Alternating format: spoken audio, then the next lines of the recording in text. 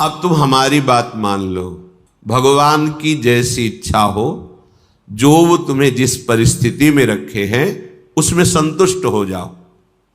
जथा लाभ संतोष सदा काहू सो कछु न चाहोगो। अपनी ऐसी वृत्ति बनाओ कि भगवान से भी मांगने की इच्छा ना हो। जैसे वो मुझे रख रहे मैं उसमें राजी हूं। ये बहुत बड़ी उपलब्धि है, बहुत बड़ी सिद्धि है ये। इसी से सारी कामनाएं नष्ट हो जाती है। बिन संतोष न काम न साही और अछत काम सुख सपने नाही। बिना संतोष के कामना का नाश नहीं होता, और जब तक कामना रहती तब तक स्वप्न में भी जिसे सुख कहते हैं उसका अनुभव नहीं होता। जागृत की कौन कहे। आप कामना में ही सुख ढूंढ रहे हैं, और सिद्धांत कह रहा है कि अछत काम सुख सपने नाही। यदि हृदय में कामना है तो स्वप्न में भी सुख नहीं मिलेगा। कामना कैसे नष्ट होगी? बोले जथा लाभ संतोष सदा काहू सो कछु न चाहूंगो। मैं सदा संतोष धारण करूंगा कि मेरे प्रभु ने जैसा विधान कर दिया है हमारे लिए पर्याप्त है। जथा लाभ आद्यहारे पि यादृच्छिक, जो हमारे आराध्य देव है उनकी इच्छा के अनुसार हमें आहार वास वस्त्र व्यवस्था और संग, ये जो कृपा करके मिला है, हमको अब आकांक्षा नहीं करनी चाहिए किसी भी वस्तु की। सच्ची मानो जैसे कोई प्रश्न करे कि हमें सत्संग की आकांक्षा करनी चाहिए, हमें भगवत चरणारविंद के धाम में रहने की आकांक्षा करनी चाहिए। यदि आप ठीक से भजन करते हो तो आपको कोई आकांक्षा करने की जरूरत नहीं। आगे से आगे वो जहां पहुंचाना जो करना है अपने आप करेंगे। हम वृंदावन को जानते भी नहीं थे, पहली बार स्मरण हुआ कैसा होगा वृंदावन, क्योंकि अपने लोगों की अंतर्दृष्टि रहती थी, एक एक हरकत पर नजर थी अंदर की, बाहर का तो मतलब ही नहीं था। भगवान की ऐसी असीम कृपा रही है कि यौवन अवस्था में कभी कहीं भरपेट भोजन मिला हो तो मिला हो, ना कोई गर्म कपड़े पहनना, ना जीवन में कभी पंखा चलाना। ये ऐसी दुनिया का प्रपंच तो बहुत दूरी बात है, कभी पंखा के नीचे सोए हो ऐसा अनुभव नहीं है वृंदावन के सिवा। एकमात्र अंतर्दृष्टि, मेरी वृत्ति कहां है, बस इसी पर रहती थी। कहां है मेरी वृत्ति? बस हर तरह से इस मन को देखा है। जैसे लोग कहते हैं ना, मामू को मार्ग में पीएचडी किए, तो साधक उपासक साधु महात्मा केवल मन पर दृष्टि रखते हैं। सारी पढ़ाई मन की है, इसमें और कोई बाहरी बातें नहीं है। इसमें परम सिद्धि का जो लाभ होता है वो केवल मन पर दृष्टि रखी जाती है। उसी को दृष्टि में रख करके सृष्टि से बचा के और भगवान के चिंतन में लगाना, बस एक लगन लगी हुई, कैसे ब्रह्म साक्षात्कार हो, कैसे वहां कोई ये गुंजाइश नहीं थी। भोग सामग्री, भोग वार्ता, भोग दृश्य, घाटों में कहां गुंजाइश? दोपहर की तपती धूप में पंडों की छतुरी के नीचे, और रात्रि में वही घाटों में थोड़ी देर भिक्षुकों के बीच में बैठ जाना, जो मिला मिला, नहीं तो हर हर महादेव, शांत एकदम। ब्रह्मचर्य और संयम का बड़ा बल होता है। कभी निराश हताश और ऐसा नहीं कि चलने लायक नहीं, ऐसा कभी अनुभव जीवन में नहीं हुआ। आप समझिए वो परिस्थिति अगर ना मिलती तो शायद है कि वो अनुभव भी ना होता। जो अनुभव, एक जो निश्चिंतता, निर्भयता, एक ठसक, हर समय नवीन उत्साह, वो भगवान ने जैसी परिस्थिति चयन की थी उसी में राजी होने से हो गया। एक बार इतने भूख से व्याकुल हुए तो दो संत आए काशी के, और ऐसा कहाँ रहते हो? घाटों में रहते हैं। भोजन जो महादेव जी दे देते हैं। या घाटों में कौन देता है? अन्नपूर्णा।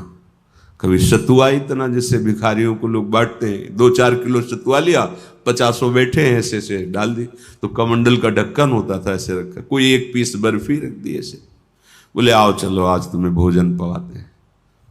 तो देखो मन की बात प्रभु ने सुन ली, लेकिन हंसी की बात, ले गए कमरे में बैठाला और 2 घंटे बाद आए, रात हो गई थी, शाम के बैठते थे जाके, और आए बोले हमारे यहाँ तो प्याज लहसुन बनता है, आप खाते हैं?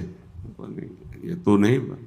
अच्छा महादेव, हाँ निकले, खूब हंसे कि ए मन देखा तेरी चालबाजी नहीं चली, नियम लिया था कहीं नहीं जाएंगे, पर इतनी व्यवस्था हम अपनी तरफ से ले गए, और देखा तुम्हें उत्तर दिया महादेव, चल आज के बाद कोई बुलाए भी तो नहीं जाला है।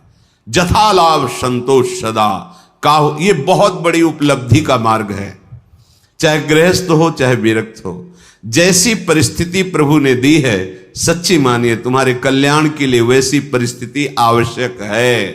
आप कह सकते हो बड़ा घर में प्रतिकूलता रहती, जरूरी है प्रतिकूलता, भगवत प्राप्ति के लिए जो तुम्हें प्रतिकूलता मिली जरूरी है, बड़े बड़े सिद्ध भक्तों को मिली है। आप तो अभी भक्ति के मार्ग में कदम रखना चाहते हैं, और जो भक्ति के सुभट हैं उनके साथ भारी से भारी प्रतिकूलता हुई।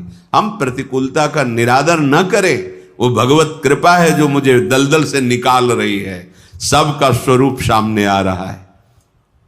यदि तुम्हारा मन ऐसा प्रलोभन दे रहा हो आपको कि ये भोग तो भोगा नहीं, अगर भोग लूं तो हमारा मन शांत हो जाएगा, ऐसी बात मत मानना, ये आपको फंसा रहा है।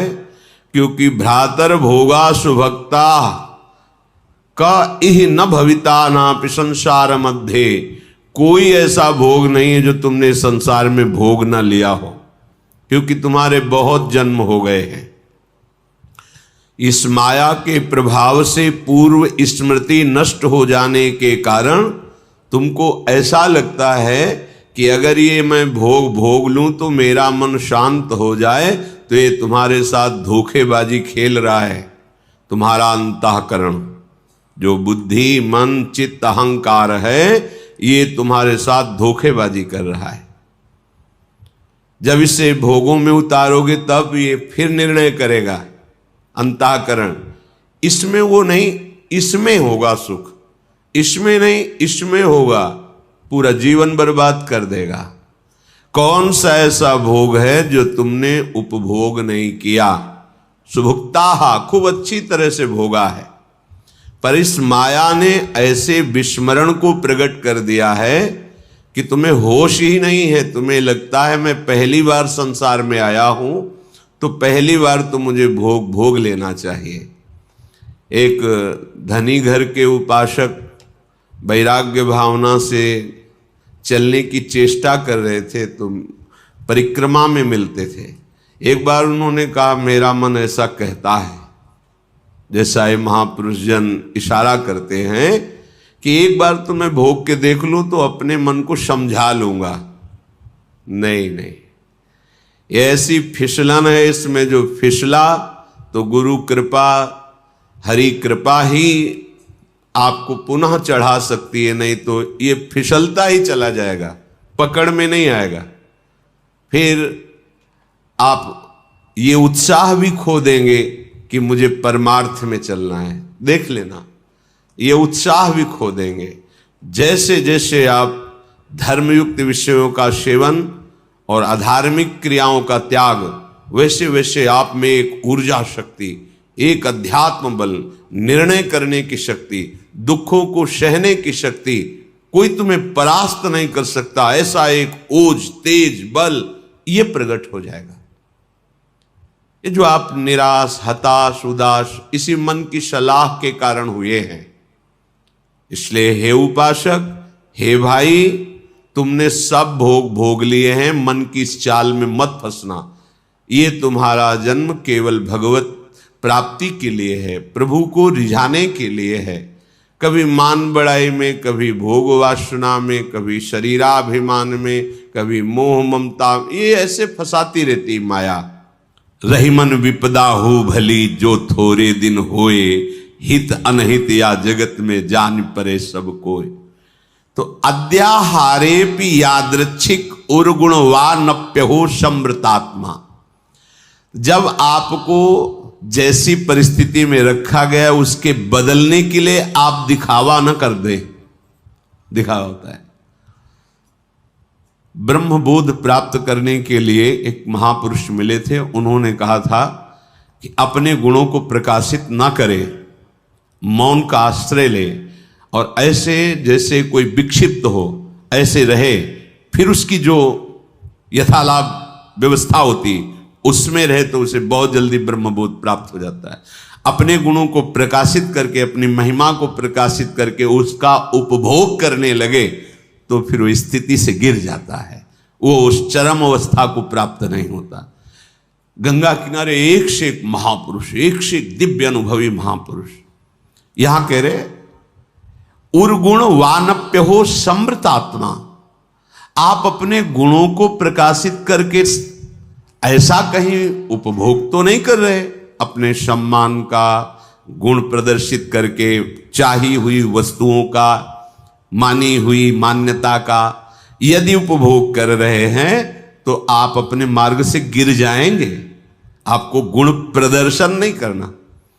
हम प्रभु के गुण गा रहे हैं, प्रभु का नाम कीर्तन कर रहे हैं, प्रभु की सेवा कर रहे हैं, प्रभु का जस गा रहे हैं। हजारों को लाभ मिले, लाखों को लाभ मिले, करोड़ों को मिले, सबका मंगल हो, कोई परेशानी।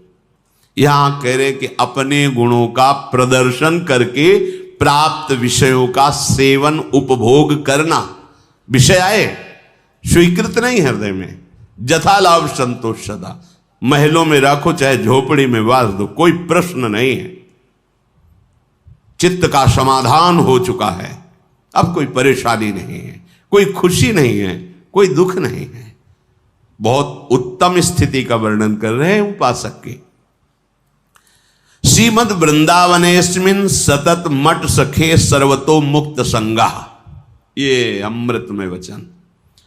वृंदावन में तुम्हारा आगमन हुआ, वृंदावन का आश्रय लिया, वृंदावन का वास, तो यहां किसी का संग मत करना। कह रहे सखे सर्वतो मुक्त संगा। सर्व संग और संत संग इस सर्व में नहीं आता। जो भगवत अनुराग में रंगे हुए महापुरुष हैं, तो भगवत प्राप्त संतों ने भी ऐसी आकांक्षा की कि मुझे ऐसे प्रेमी महाभागवतों का संग मिले, क्योंकि बिना उनकी चरण धूल में बैठे, उनकी चरण धूल से अभिषिक्त हुए ना तत्वबोध होता है ना भगवत प्रेम होता है। तो संतों का संग ही सर्व संग का त्याग कराता है।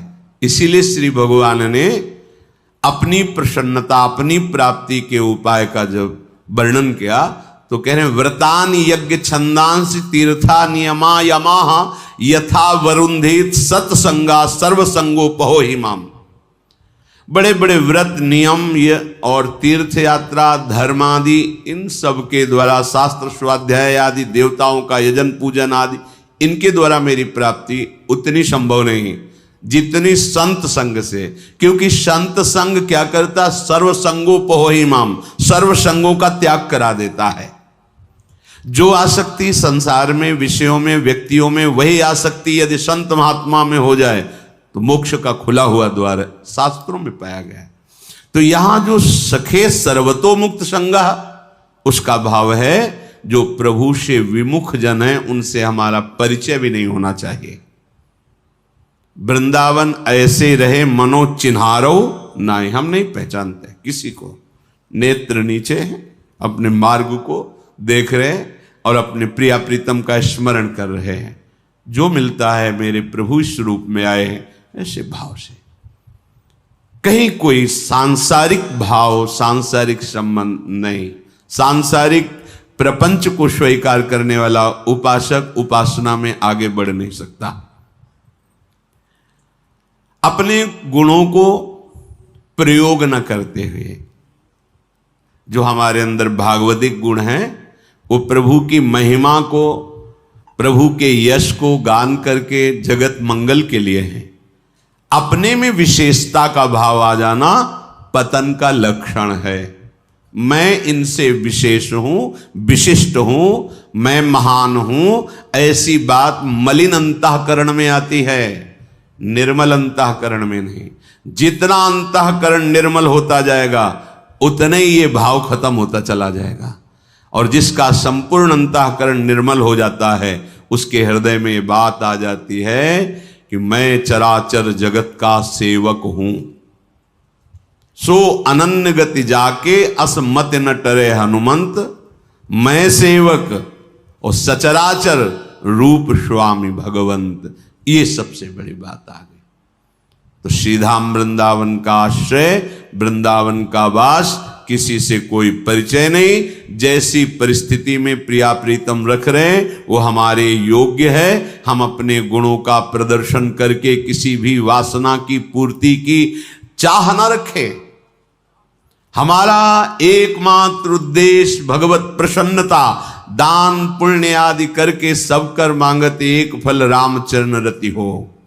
सारी चेष्टाएं हो रही, इसका फल है मेरी प्रिया जो प्रसन्न हो जाए, मुस्कुराकर एक बार हमारी तरफ कृपा कटाक्ष कर दे।